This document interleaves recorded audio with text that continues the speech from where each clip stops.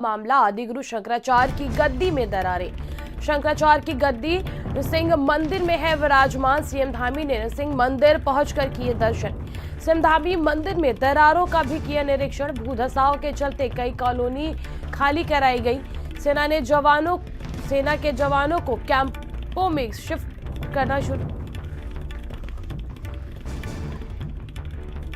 भारतीय सेना की ब्रिगेड आईटीबीपी की बटालियन तैनात। सीमा पर का जोड़ने वाला मलारी हाईवे पर धंसा। सेना को आवागमन रसद की हो सकती है दिक्कत।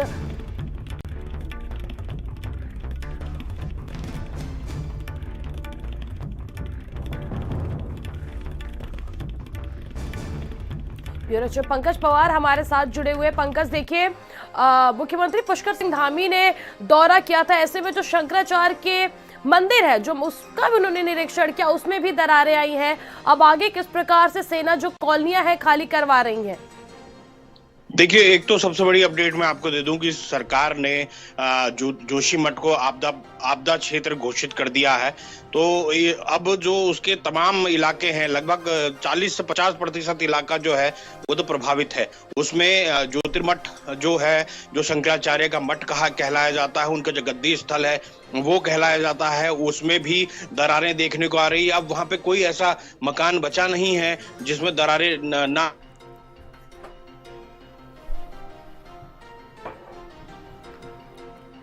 जिस प्रकार से लगातार कॉलोनियों में के कई घरों में दरारें आई हैं, बड़ी खबर है कि अब जोशीमठ को आपदा प्रबंधन क्षेत्र घोषित कर दिया, यानी कि तमाम जो वहां पर परिवार हैं, कई परिवारों को अब अपना घर खाली करना पड़ेगा, उन्हें वहां से पलायन करना पड़ेगा।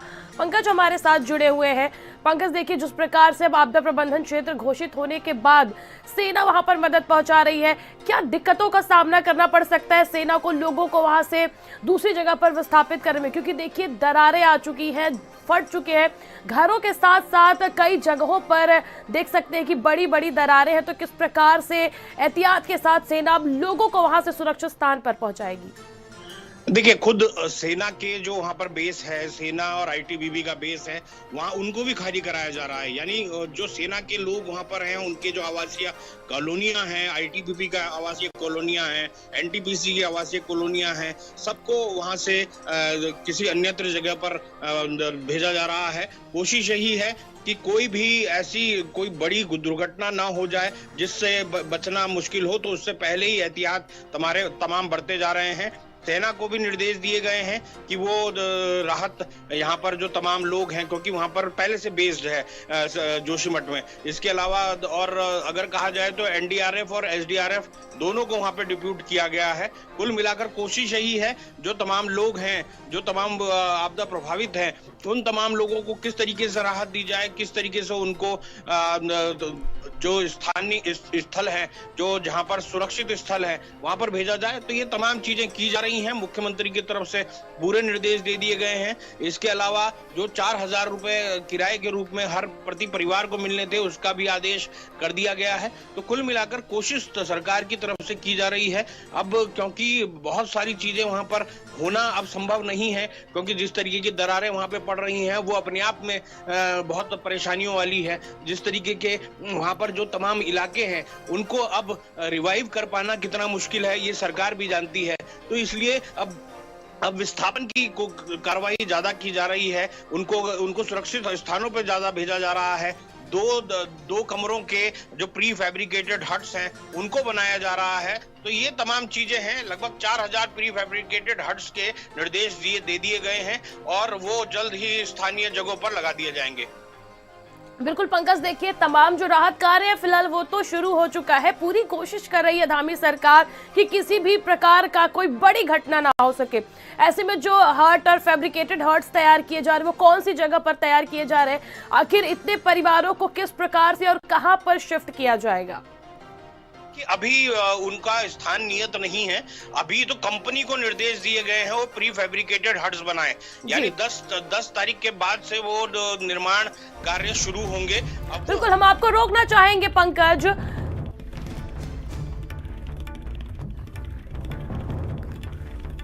प्रभावित के लिए फैब्रिकेटेड घर बनाए जाने पर जोर। 1.5 किलोमीटर भूधसाव प्रभावित क्षेत्र अब आपदा क्षेत्र घोषित हो चुका है। प्रभावितों के लिए फैब्रिकेटेड घर बनाए जाएंगे। आपदाग्रस्त क्षेत्र घोषित होने के बाद भूधसाव का अध्ययन करने के बाद विशेषज्ञों ने इस क्षेत्र को आपदाग्रस्त घोषित कर दिया गया है, जिसके बाद से ही अब समिति ने असुरक्षित भवनों को गिराए जाने की भी बात कही है कि जो असुरक्षित भवन है उन्हें गिराया जाए ताकि उससे कोई अप्रिय घटना ना हो सके। समिति ने सिफारिश की है। हमारे साथ ब्यूरो चीफ पंकज पवार जुड़े हुए हैं। पंकज, देखिए, अब जो समिति है जो अध्ययन के लिए जिसका गठन किया गया था, आपने भी हमें भी जानकारी दी कि अब जो कई ऐसे क्षेत्र हैं जिन्हें आपदाग्रस्त क्षेत्र घोषित कर दिया गया, साथ ही साथ उन्होंने ये भी आग्रह की है कि कुछ घरों को जल्द से जल्द गिराया जाए ताकि कोई अप्रिय घटना ना हो जाए। देखिए, बिल्कुल, और आपदा जो ग्रस्त क्षेत्र जो है उसके तहत उन तमाम मकानों को जमींदोज किए जाने का अधिकार जो है वो सरकार या फिर जिला प्रशासन को मिल जाता है।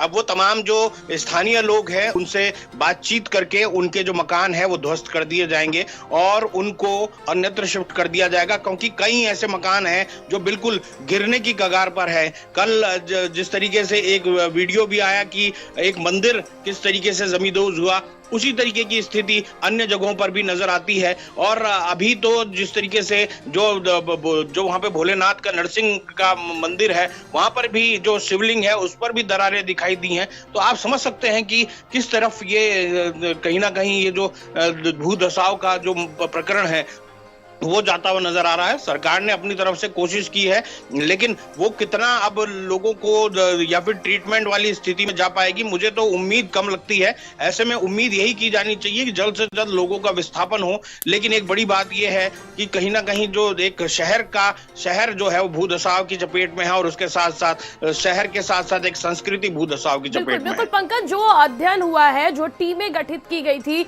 आखिर उन्होंने क्या वजह बताई है, आखिर क्या वजह रही है जिसके चलते इस तरह की जो दिक्कत है वो जोशीमठ में सामने आई है? और दिक्कत क्या, जोशीमठ का जो अस्तित्व है वो लगभग समाप्त होने की कगार पर है? लगता तो ऐसा ही है, क्योंकि जिस तरीके से कहा जाता है जोशीमठ कोई बहुत मजबूत सतह पर नहीं बसा हुआ है।